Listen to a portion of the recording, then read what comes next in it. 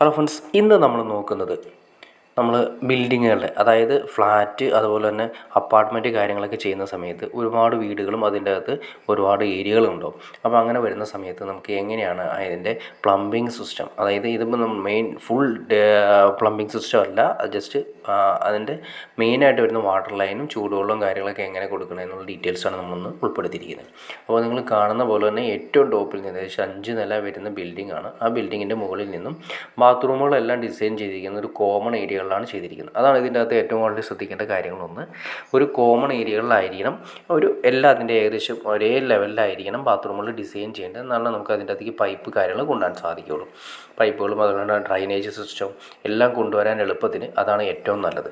അപ്പോൾ ഏറ്റവും ഗുണം എന്ന് വെച്ചിട്ടുണ്ടെങ്കിൽ നമുക്കിതുപോലെ തന്നെ ഒരു ഡക്റ്റ്, ഈ പൈപ്പ് പോകുന്ന ഏരിയയിൽ ചെറിയൊരു ഡക്റ്റ് പോലെ ക്രിയേറ്റ് ചെയ്തിട്ട് കാണാൻ സാധിക്കണ്ട.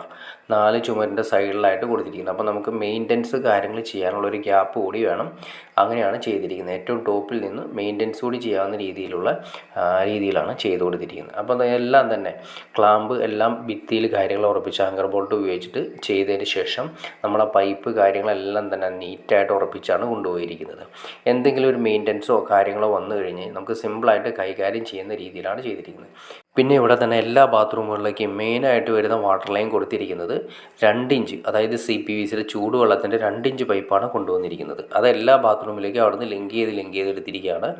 പിന്നെ 1 ഇഞ്ച് നമ്മൾ CPVC തന്നെ കൊടുത്തിരിക്കുന്നത്. അത് നേരെ ചൂടുവെള്ളത്തിന് വേണ്ടിയിട്ട്, അതായത് മുകളിൽ വാട്ടർ ഹീറ്റർ കാര്യങ്ങൾ കൊടുത്തിട്ട് അവിടുന്ന് ചൂടുവെള്ളത്തിന് വേണ്ടിയിട്ട് എല്ലാ ബാത്റൂമുകളിലേക്കും, അതായത് എല്ലാ ഒരു അപ്പാർട്ട്മെൻറ്റിൽ, അതായത് ഒരു ഫ്ലാറ്റിലാണെങ്കിൽ ഏകദേശം ഒരു 4 ബാത്റൂം ഏറ്റവും കുറഞ്ഞതുണ്ടാവും. അപ്പോൾ അങ്ങനെ ഏകദേശം ഒരു 15 വീടോളം വരുന്നുണ്ട്. ആ 15 വീടിൻ്റെ അകത്തേക്ക് സെപ്പറേറ്റ് ഈ ഏരിയയിൽ, അതായത് ഈ ഏരിയയിൽ നിന്നും വരുന്ന ബാത്റൂമുകളിലേക്ക് 2 ഇഞ്ച് സെപ്പറേറ്റ് ഇറക്കിയിരിക്കുന്നു. പിന്നെ അപ്പുറത്തെ സൈഡുകളിൽ ആ ബാത്റൂം വരുന്ന ഏരിയകളിൽ അവിടെയും 2 ഇഞ്ച് CPVC സെപ്പറേറ്റ് ഇറക്കിയിരിക്കുന്നു.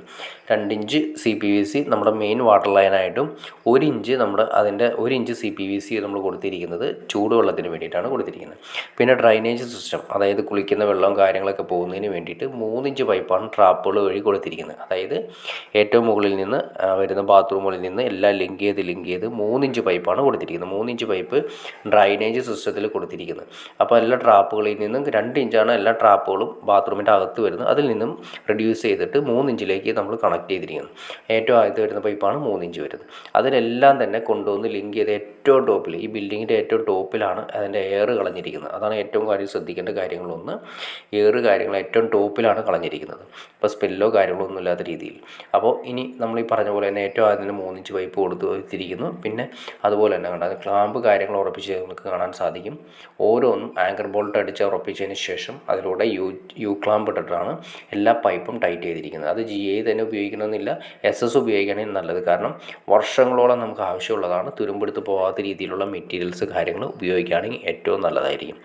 അപ്പോൾ ഓക്കെ ഫ്രണ്ട്സ്, നിങ്ങൾക്ക് ഇതിനെക്കുറിച്ച് ഏകദേശം ഒരു ഐഡിയ കിട്ടി കാണുമെന്ന് വിചാരിക്കുന്നു. ഇനി എന്തെങ്കിലും ഡൗട്ട്സ് ഉണ്ടെങ്കിൽ തീർച്ചയായിട്ടും കമൻറ്റ് ചെയ്യാൻ മടിക്കരുത്. അതുപോലെ ചാനൽ ഇഷ്ടപ്പെട്ടെങ്കിൽ തീർച്ചയായിട്ടും ലൈക്ക് ചെയ്യുക, ഷെയർ ചെയ്യുക, സബ്സ്ക്രൈബ് കൂടി ചെയ്തേക്കുക. ഓക്കെ ഫ്രണ്ട്സ്, അടുത്ത വീഡിയോയിൽ കാണുന്നവരെ ഓക്കെ.